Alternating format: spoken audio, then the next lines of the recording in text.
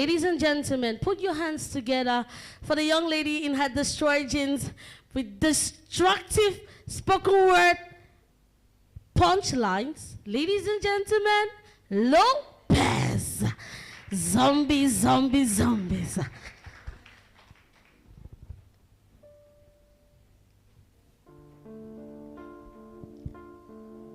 Colony of zombies that dress the same, are taught the same. You know who is the best? Best in what exactly? When dogs are asked to swim, fish tested for walking, dogs tested for reading. How can this make sense? Well, letter A stands for smart and F for dumb. Say we are special and unique while being taught the same topics the same way to many different students. Having us memorize, not understand, judging us by abilities to be everyone else but ourselves.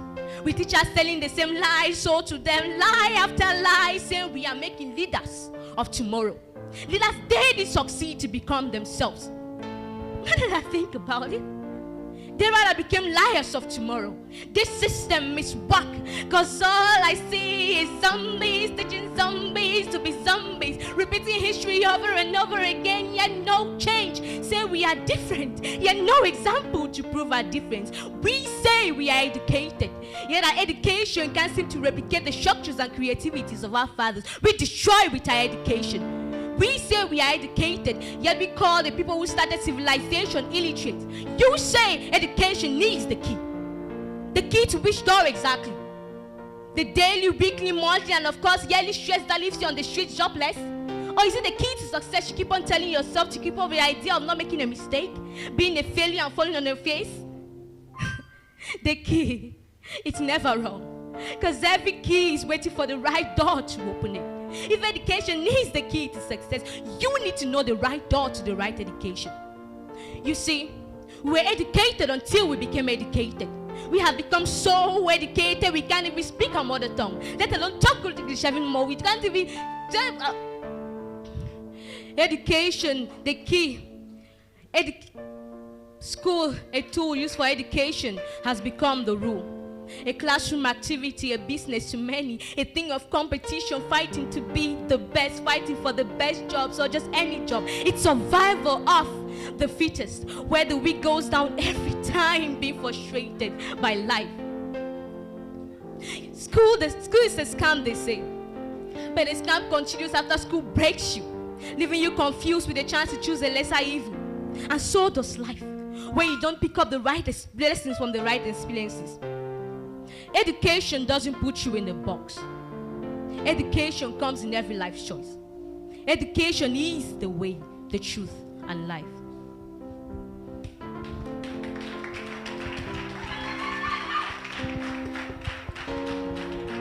Ladies and gentlemen, you know her. You know her by performance, you know her by name. She debuted on this stage. Put your hands together for Chevelin. It's how she knew I was talking about her.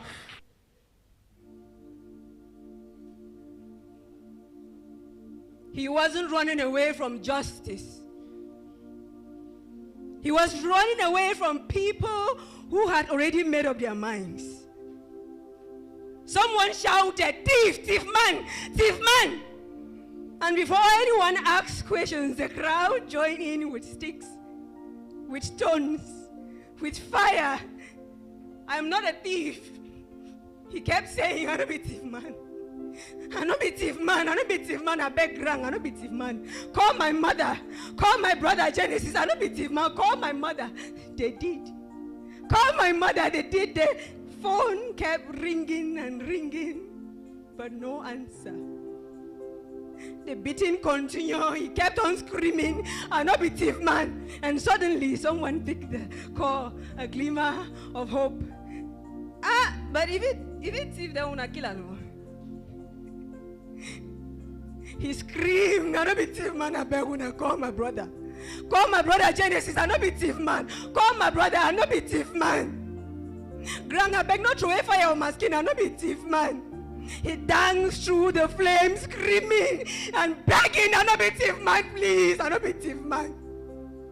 And suddenly, he spread out his hands and embraced the flame, then fell down and screamed, "I don't be thief man." and not be thief man. And then silence. The type of silence that comes when one breathes no more. No judge, no police, just a crowd acting as judge and executioner. Then later that evening, the truth came out. He was no thief. He was just a boy that was attracted to a lady trying to get into their house. And when he was caught, the girl said, Papa, I don't know. Maybe not thief man. But can the truth bring back the dead? So which is the lesser evil? A man who steals things that can be replaceable, or a group of murderers that take away life that can never be replaceable? In a community where mob violence is the order of the day, everyone lives on a borrowed time. Because a rumor, a lie, an accusation from a bitter ex, and you would dance to the melody of the flame. So why not get a thief, tie him together, give him 45 lashes, call the police, gather your investigation, and let the law make the choice? In a community where mob violence is the order of the day, everyone lives a borrowed life. And somehow a voice keeps ringing in my head. I not be thief man, I not be thief man, I beg, I not be thief man. Tell me, why didn't anyone listen? Tell me why. Why didn't anyone listen? Thank you.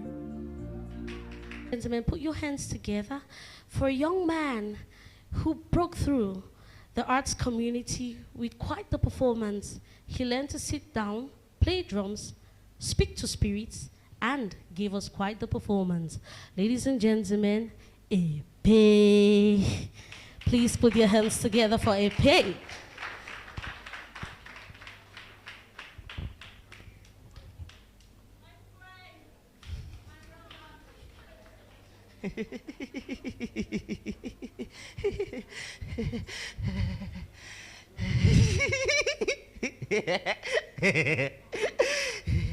Man pikin a shock.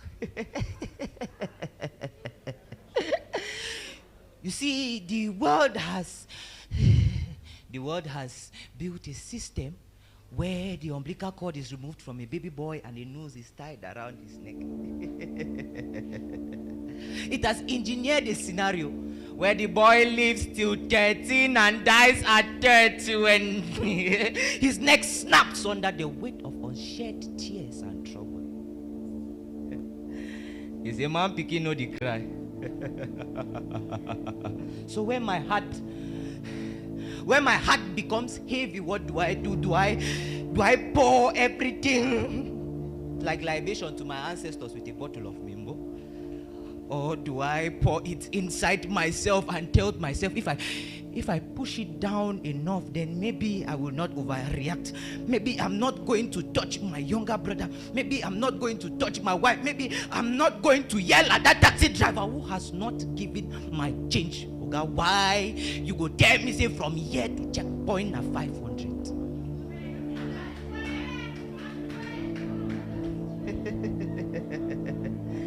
You see, man pikin no dey talk plenty.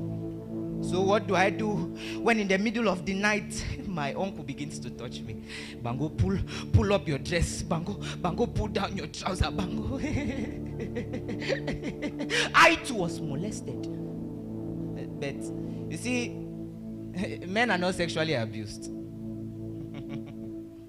The culture has stolen fathers away from children, brothers away from sisters, husbands away from wives. It has told us that women were the culprit.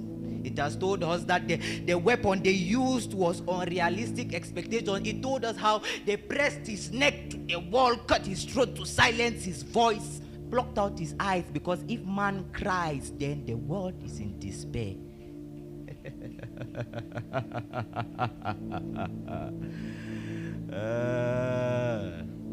This is the world we live in. Men are disposable.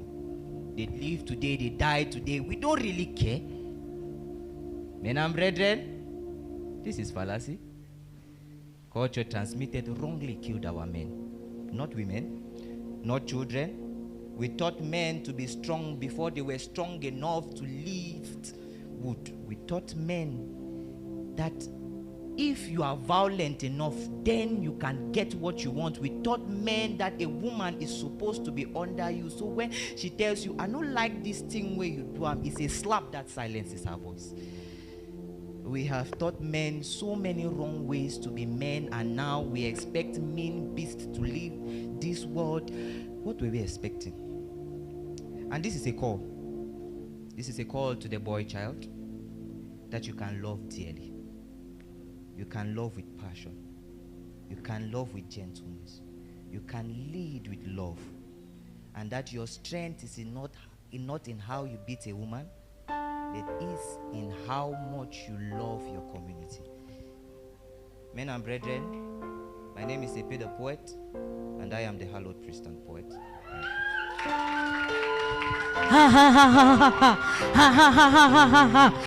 For the first time on this stage, we already are on the open stage. We've been dancing around the corridors of this since, just didn't make the announcement. This poet, by name Bimar, has the voice of perfection. Ladies and gentlemen, put your hands for Bimar. Bimar. So my name is Bima, and I am the voice of perfection. I thank you all so much for being here. I thank that hostess who said there is space for people who would like to express themselves. Thank you again.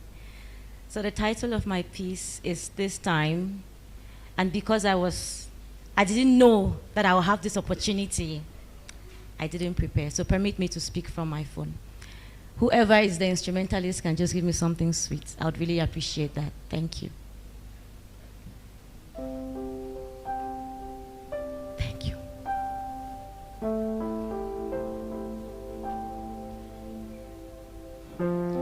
For 2 decades and several seasons, I have locked me up in caves I cannot name. Hard on myself thinking about duties that I've always been. Carrying burdens older than I am, I have buried my light in graves of not enough, inefficient, poor, lack of confidence. For 2 decades and some seasons, I have died countless times, comforting my broken pieces with shallow dreams of maybes and what ifs, forgetting my scars are not mine to fix and my body is not mine to heal. And who needs to be whatsoever when I can just be me?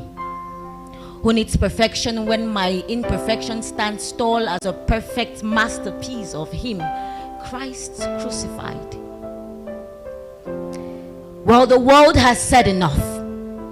And this time, only what I say counts. This time, I command, I demand it. I will bow to no man.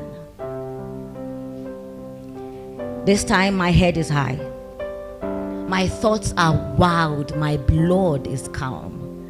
My being and everything that makes me heal from the shackles the world turned me to be. This time, we are the pride. So we will not apologize for bearing the voice of warriors. We will not surrender to threats nor terror, because our hunger stresses far beyond the crown of the battleground. We are the soldiers who fall, wake up, and run again stronger. This time. So look at me carefully. Volumes of wonderful and perfectly made, streams of divinity running through my veins, voice of perfection spitting bars again. I will not be silenced. I will always ace. Because you see, this divine vessel was not made to die in the woods. Your voice deserves more than a dark room. You are not a shadow. You are the light of the world.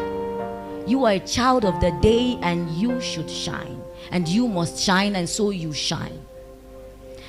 So this time you will find us walking on broken bottles with a strong smile, a laughter that does not stutter. You cannot intimidate our stamina, a fierce that pierces through the hearts of men, spitting divinity in them. This time, we are the pride. We are the people. We are the change. This time, as you look at me with your faces all fixed on my face, remember that even you can hold a mic and talk to people. Remember that even you deserve a dream and that your dream deserves life, and so you should not kill it because you are afraid. What's there in trying? This time, give yourself a chance to breathe. Thank you. Ladies and gentlemen, the very next person to talk boldly, proudly about our culture, our heritage, to speak with so much gaba. Put your hands together for Miaka. Put your hands together for Kara. Kara's voice.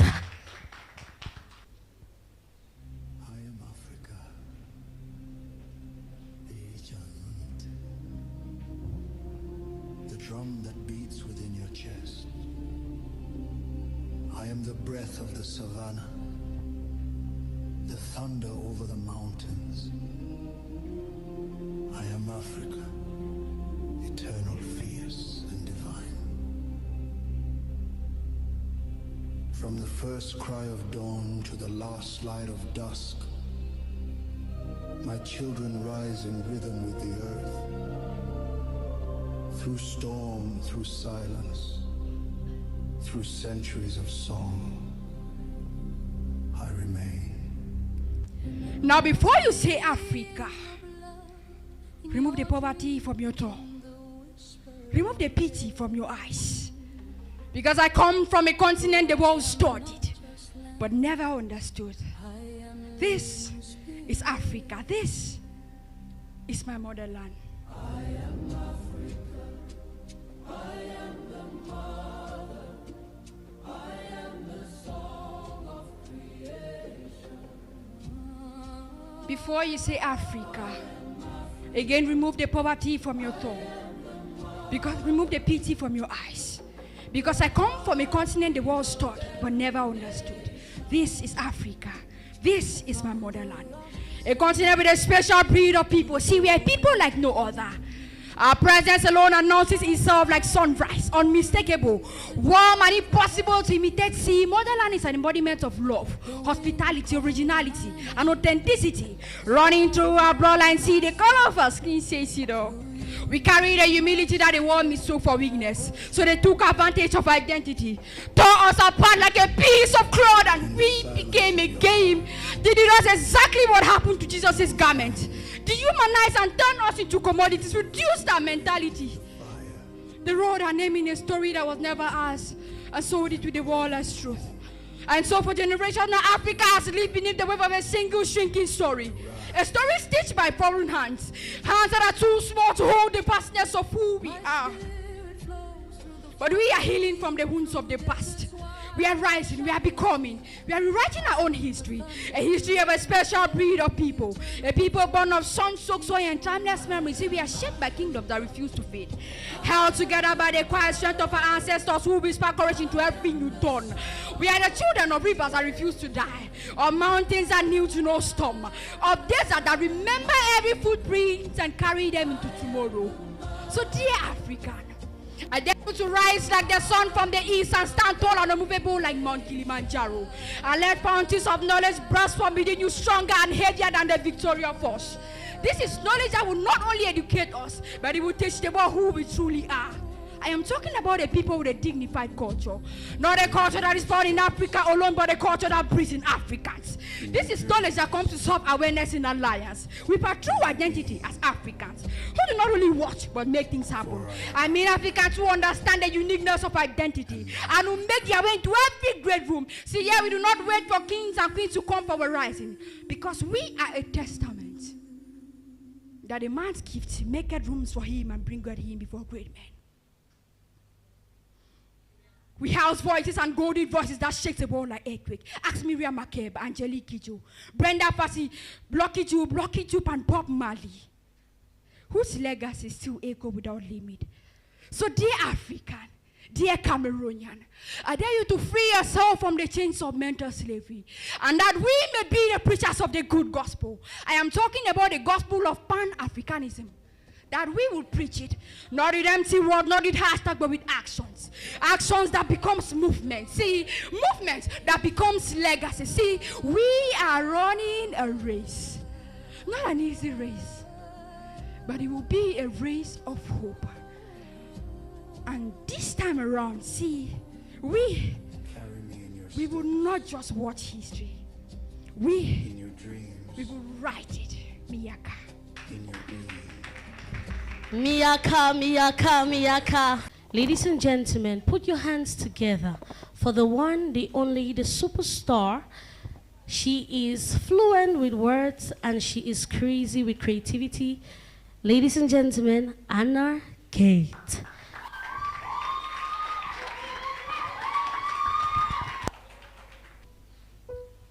Who does society think she is? To break and mold us into what she wants, passing us through the corridors of mockery and applause. Society says women are weak, and then labels her a boss lady, and judges her for being a boss lady. Why did you have to become so busy? Why didn't you make the meals on time? And who should take care of these babies?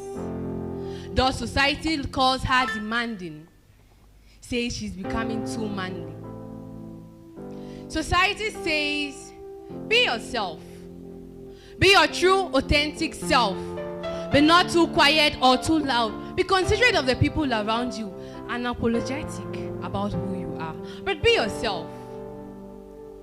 Society says, love yourself. And don't expect anybody to love you if you don't do it first.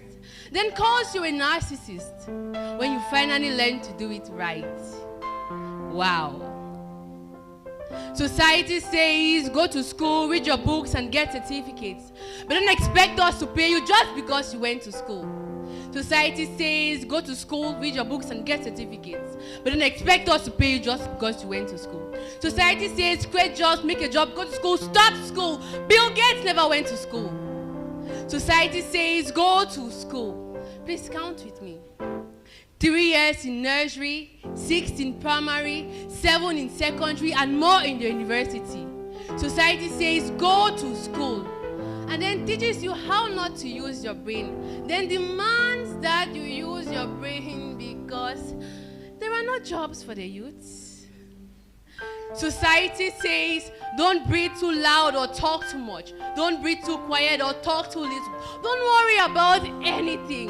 Let us mold you, make you, break you, guide you for 1 mile and misguide you for the remaining 9. Society. What is society? Who is society? Aren't we the society we always speak of? Aren't we the society making and breaking others? Oblivious to the pain they feel until they decide to pay back the favor.